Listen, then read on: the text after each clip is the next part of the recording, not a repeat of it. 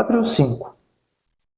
Porque também nos elegeu, nos escolheu nele antes da fundação do mundo, para que fôssemos santos e irrepreensíveis diante dele em amor, e nos predestinou para filhos de adoção por Jesus Cristo, para si mesmo, para Deus, segundo o beneplácito, segundo o bom prazer de sua vontade. Então, estávamos em Deus e antes da fundação do mundo, tá? Estávamos em Deus antes da fundação do mundo e por ele eu fui escolhido. Ou seja, você foi escolhido para a encarnação, tá? Você foi encarnado. Você saiu lá da eternidade e entrou naquele boneco. Você foi encarnado. Então, eu fui escolhido para uma encarnação, para nascer dentro de um propósito eterno de Deus, ou seja, né, sobre a predestinação, tá? Ou seja, com a queda de Adão, tá? Guarde isso, com a queda de Adão, já nascemos caídos, né? É uma imagem caída. Por isso que os filhos de uma pessoa não cristã, que não aceita Jesus, né, uma vida totalmente devassa, tudo, ele vai gerar a imagem que ele é. Uma imagem caída para condenação, mas se essa criança já é predestinada, Deus vai chamar com o tempo. Então não tem essa, não tem escolha. Então, essa queda do Adão, né, já nascemos com essa imagem caída. E aí há a necessidade da redenção, né, do Filho de Deus. Então, se estávamos em Deus antes da fundação do mundo, somos mais antigos do que a fundação do primeiro pó da terra, né? Que é do primeiro Adão. Então, não existia o pó da terra e eu e você já existia em Deus. E isso, tá? Isso por causa enquanto espírito, tá bom? Isso por causa enquanto espírito. Então, agora que eu vou te falar. Não sei se você já ouviu falar da palavra pericorese, tá? Então, escute, é uma palavra, tá? É uma palavra alemã. Ela vem da ideia de uma dança de roda, tá? De uma dança de roda, ou seja, ora você está dentro do círculo, tá? E ora você está fazendo parte do ciclo. Ora você está dentro deste círculo e ora você está fora desse círculo. É uma dança de roda. É como se estivesse dançando, né? Girando em círculo, tá? Trocando as posições. Ora eu estou dentro e ora eu estou fora. Isso é pericorese, é uma dança em roda, né? Enquanto dançava, né? Fazia um giro em círculo, ora eu estava dentro, ora eu estava fora. Então isso é uma dança chamada pericorese. Então esse estilo de nome, dança, a gente vai chamar de pericorese. Anota aí, pericorese. É também chamada a dança da Trindade. Anota aí, a dança da Trindade. Pericorese também pode ser chamada a dança da Trindade. Ou, anota também, ou a dança da Triunidade Divina. Então, essa dança, aonde que ela vai acontecer? Ela acontece algo que chamamos de o prostoteon, ou seja, a interpenetração dos seres da divindade, tá? É o Pai, o Filho e o Espírito Santo de Deus. Nós vamos ver isso aqui lá em Provérbios 8, acerca que estávamos em Deus já com um propósito e predestinação, e Deus já nos conhecia. Porque lá em Provérbios, abre aí comigo, Provérbios 8, versículo 22 e 23. Provérbios 8, abre aí, Provérbios 8, 22 e 23. Provérbios 8, 22 e 23. O Senhor me possuiu. Olha aí, o Senhor me possuiu. Me possuiu. Aí essa dança da Trindade, esse prostoteon, por causa da pericorese, né, que é a dança da Trindade. O Senhor me possuiu, um entrando dentro do outro, me possuiu no princípio de seus caminhos, no princípio, na eternidade. Desde então e antes de suas obras, ou seja, antes de Deus criar a terra, antes de todas as coisas forem criadas e feitas, Deus começou a ter a dança da Trindade, né? Da triunidade divina do Pai, do Filho e do Espírito Santo, nessa dança de roda. Ora Deus estava dentro, ora Deus estava fora, ora Cristo estava dentro de Deus, ora o Espírito estava dentro do Pai, ora o Pai estava dentro do Espírito, dentro do Filho, um saía de dentro da roda. Era uma dança, era uma intimidade, onde um conhecia o outro, né? Então essa dança é a pericorese, e o conhecer um dentro do outro é o prostoteon, tá? E é daí que é gerado os espíritos, ok? É daí que é gerado nessa dança de roda. Então, por isso que o texto aqui de Provérbios 8, 22 está falando, o Senhor me possuiu. Isso aqui está falando de o prostoteon, do grego o prostoteon. Me possuiu no princípio de seus caminhos, e desde então, e antes de suas obras.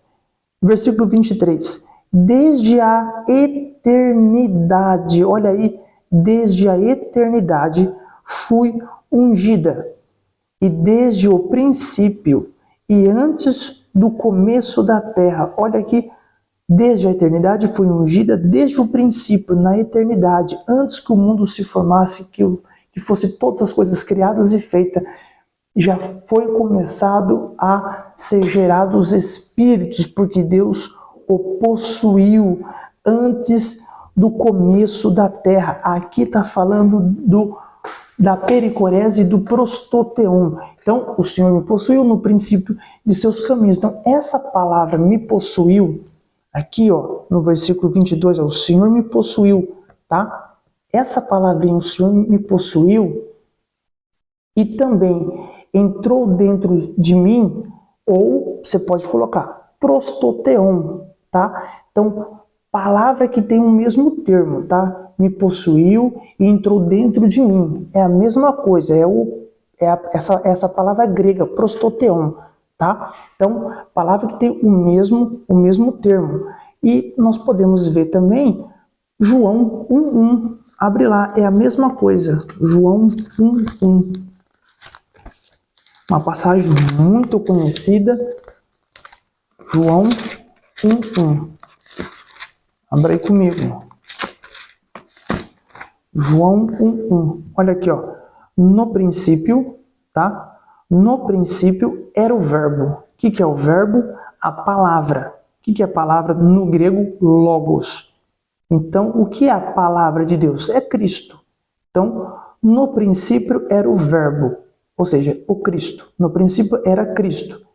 E o Cristo estava com Deus, dentro de Deus. Esse estava com Deus é o prostoteon, tá? No grego. Se você for buscar no original, né, na palavra original grega, esse estava com Deus vai estar escrito assim, no princípio era o verbo, e o verbo prostoteon, e o verbo era Deus. Então esse estava com Deus, me possuiu, entrou dentro de mim.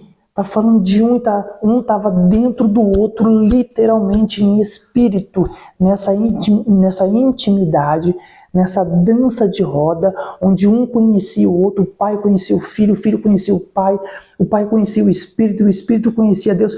Antes de ser formado todas as coisas, a terra, tudo, na eternidade só tinha a Trindade, era uma intimidade toda perfeita, numa tremenda harmonia, e daí começou a ser gerado os espíritos, por isso que tem esse termo. Então, eu quero que você anote aí agora essa palavra aqui, que eu falei que estava com Deus, Pros significa estava. To é com. E teon é Deus. Então, estava com Deus. Prostoteon. Estava com Deus. Pros. Estava. To. Com. Teon. Deus. Estava com Deus. Prostoteon. Então, prostoteon é estar dentro. É penetrar. Então, na pericorese, nessa relação íntima da Trindade, um entrava dentro do outro e essa era a dança. O Pai, o Filho e o Espírito. Então, eles perscrutava, ou seja, tentar conhecer, procurar penetrar no segredo das coisas. Então, um conhecia as profundezas do outro e na sua intimidade. Então, dessa relação íntima, né, de profundeza de amor, é onde Deus gera toda a vida no Espírito. Isso nos mostra também que, enquanto Espírito, sempre fomos filhos de Deus. Então, não tem como fugir disso. Nós somos sempre filhos de Deus. E eu quero dizer outro ponto muito importante. Escute, Deus estava grávido de você um dia, porque Ele é Pai dos Espíritos e Ele gerou. Então vai fazer uma comparação e eu quero deixar essa frase para você. Anota aí, até aqui que você estudou. Deus estava grávido de você um dia. Escute, todas as sombras da terra são sombra das coisas celestiais. Escute isso. Tudo que tem aqui na terra não é algo único. Não é que tudo que Deus formou a partir da terra, quando Ele formou os animais que veio da terra, o homem que veio da terra, as árvores, né? Tirando carro, prédio, estou falando do uso natural da criação e da formação de Deus, tá?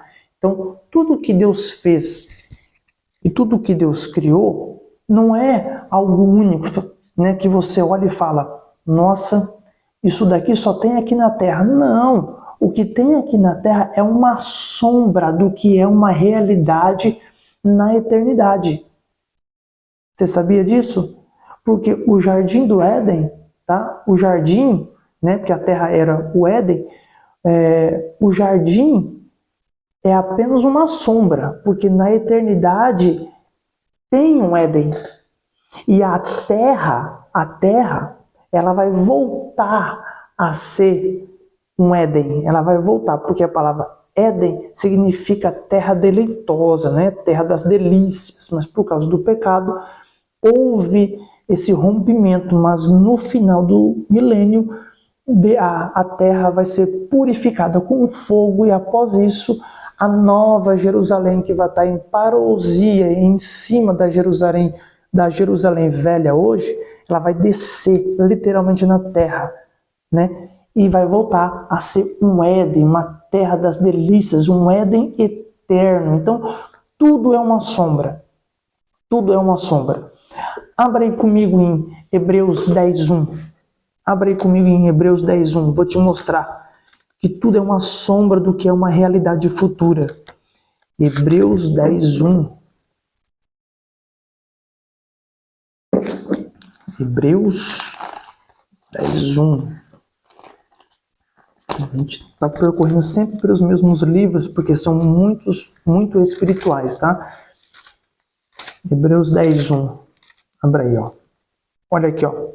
Porque tendo a lei, olha aqui, porque tendo a lei a sombra, olha aqui, a sombra dos bens futuros. Ou seja, a lei era uma sombra, porque se tratava de tentar cumpri-la.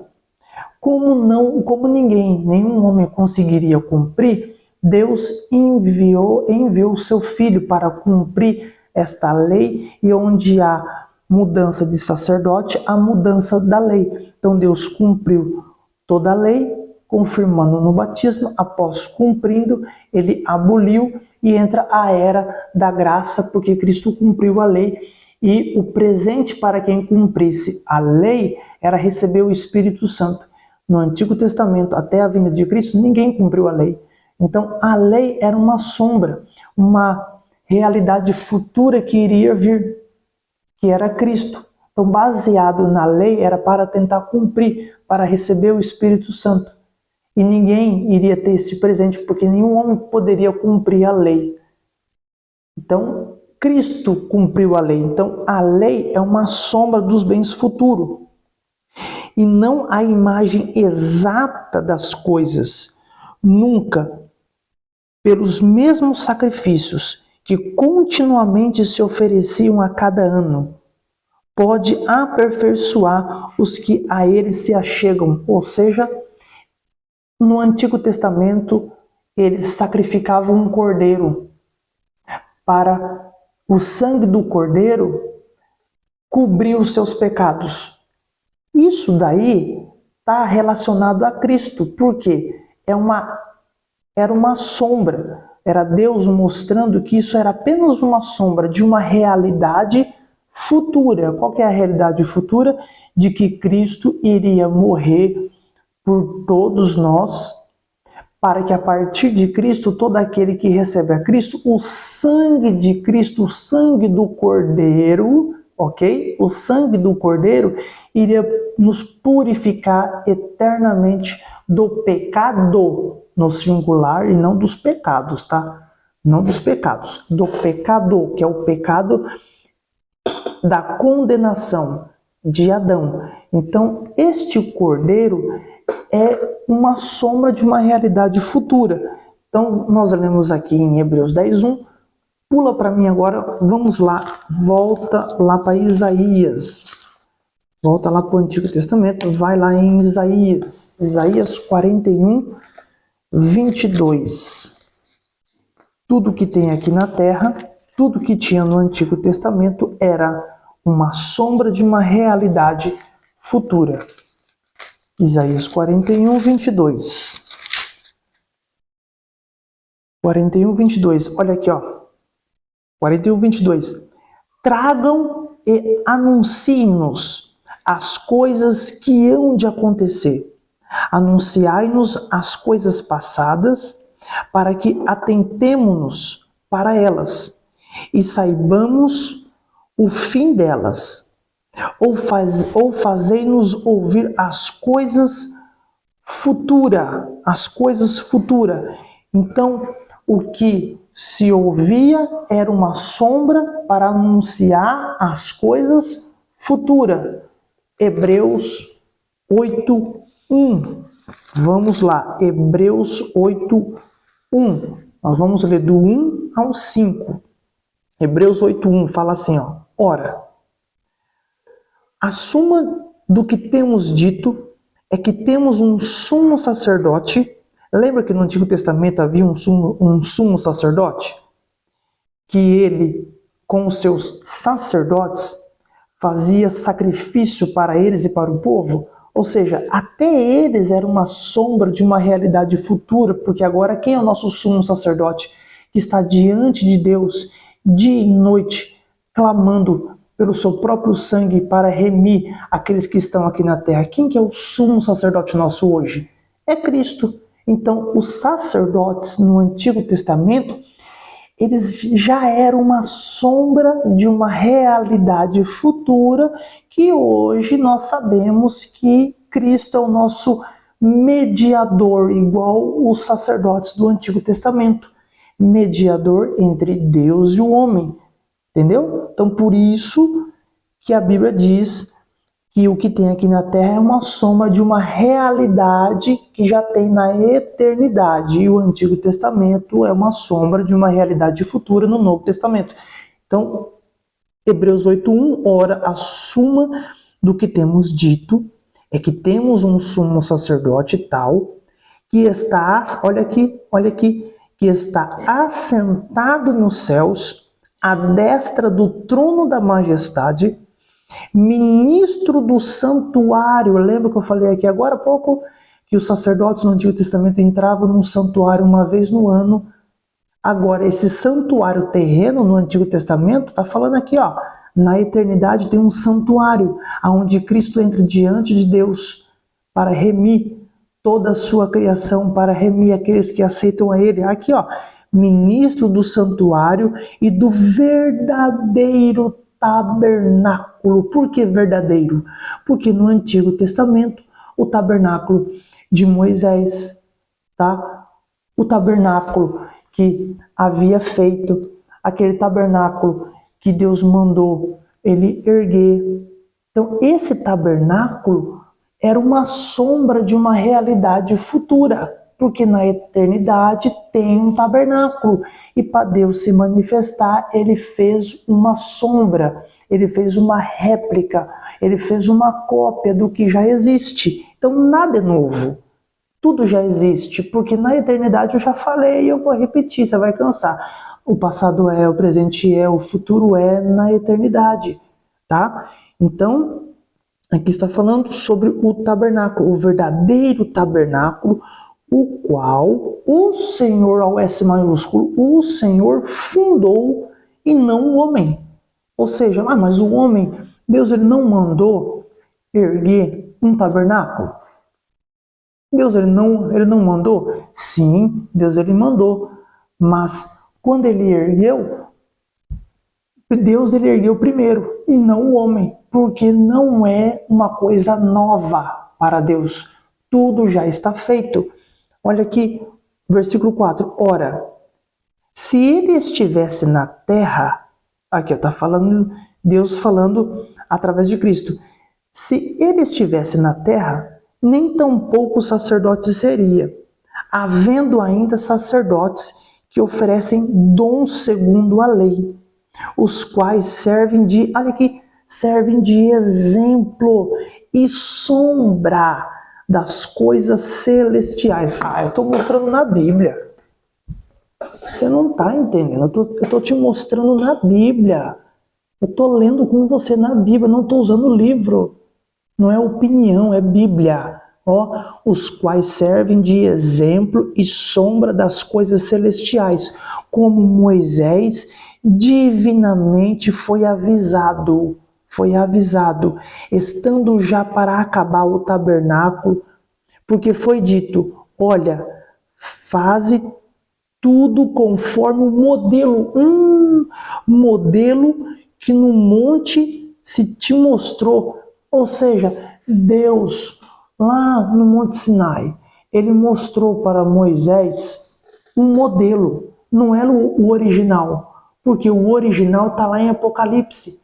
Quando Cristo vier no soar na última trombeta, quando ele vir com poder e grande glória, a janela dos céus vai se abrir. Apocalipse diz que o céu vai se abrir. Quando o céu se abrir, todos vão ver o verdadeiro tabernáculo, o verdadeiro santuário. Ou seja, Deus não mostrou para Moisés no Monte Sinai o verdadeiro tabernáculo. Ele mostrou uma cópia e Moisés fez uma réplica de uma cópia da original. Meu Deus. Você está entendendo que o tabernáculo que Moisés levantou é uma réplica da cópia da original que está na eternidade? Então tudo é uma sombra. Então nada do que eu vejo hoje, do que Deus fez e criou, é novo. Tudo já existe, tudo já está feito na eternidade. Eu estou lendo na Bíblia, tá bom? Então nós lemos aqui Hebreus 8, né? Do 1 ao 5. Agora vamos lá para Apocalipse 11. Abre lá, Apocalipse 11. Aqui é a Bíblia. Apocalipse 11. Apocalipse 11. Olha aqui. Tá conseguindo ver? Tá tudo rasurado daqui, ó. Apocalipse 11. Olha aqui. Tudo pronto para um futuro curso aí que eu já vou deixar preparado também para você sobre o Apocalipse. Tá tremendo. Ó. E detalhe, eu aprendi a salvação no Apocalipse, tá? Então, este curso que eu estou te entregando aqui, nesse estudo, eu aprendi estudando o Apocalipse. Eu aprendi. Então, para você ver como que é profundo o Apocalipse. Na verdade, deveria ser o primeiro livro que nós cristãos deveríamos estudar e aprender. Apocalipse 11, abre aí. Apocalipse 11, 19. 11, 19. Olha aqui. E abriu-se no céu o templo de Deus, e a arca da aliança, foi vista no seu templo. E houve relâmpago, vozes, trovões e terremotos e grande saraiva, né? Aquelas pedras afogueadas, né? Que fica debaixo do trono. Então, o céu se abriu e o templo de Deus, a arca da aliança, ou seja, até a arca da aliança, Deus ele mostrou para Moisés uma cópia. E ele fez da cópia uma réplica, porque a original está aqui, ó, na eternidade.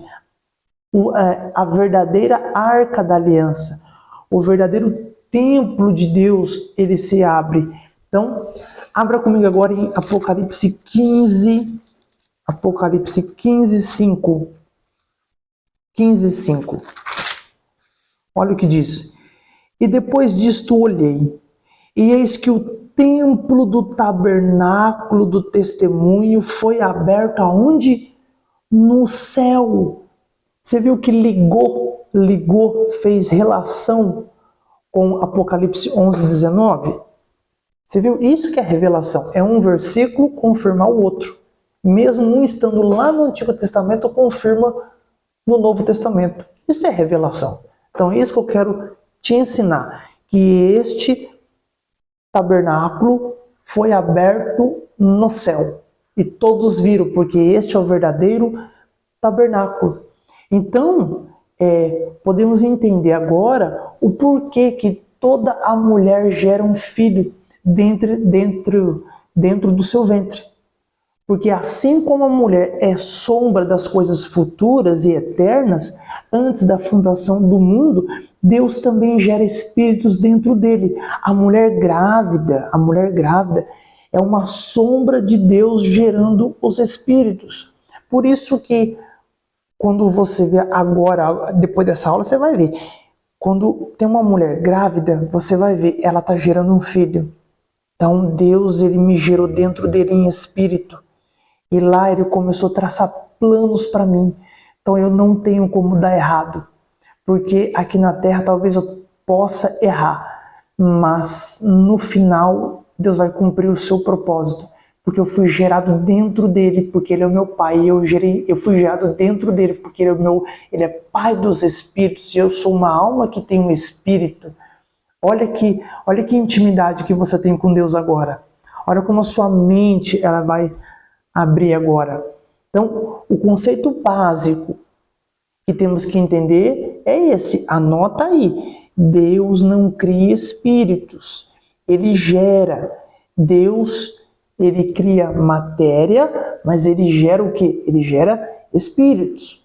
Então, se você existe antes da fundação do mundo em Deus, significa o quê? Que você era igualzinho que você é hoje. Igualzinho que você é hoje. Então, na eternidade e vendo hoje, você é igualzinho. Só que a diferença é que você não tinha o quê? Um corpo. Lá em Jeremias 1, do 1 ao 5, fala, eu te conheci. Então, eu te conheci. Então, quando você conversa, vou dar um exemplo. Então, quando você conversa com uma pessoa pela primeira vez, que nunca viu, isso significa o quê? Significa que não a conhecia, porque é a primeira vez. Então, você não a conhecia. Ou seja, porque antes deste momento, você e essa outra pessoa que você acabou de conhecer não tinha nenhum tipo de relacionamento. Porque foi o primeiro encontro. Eu não posso declarar que conheço alguém com quem eu não tive um relacionamento prévio, predestinação, um relacionamento antes, ao momento de eu declarar, ao momento da declaração. Então, quando Deus diz, antes que te formasse no ventre, te conheci, então está querendo dizer que antes de você ser formado no ventre de sua mãe, olha Deus falando, eu e você tínhamos um relacionamento. E nesse nosso relacionamento, eu te conheci.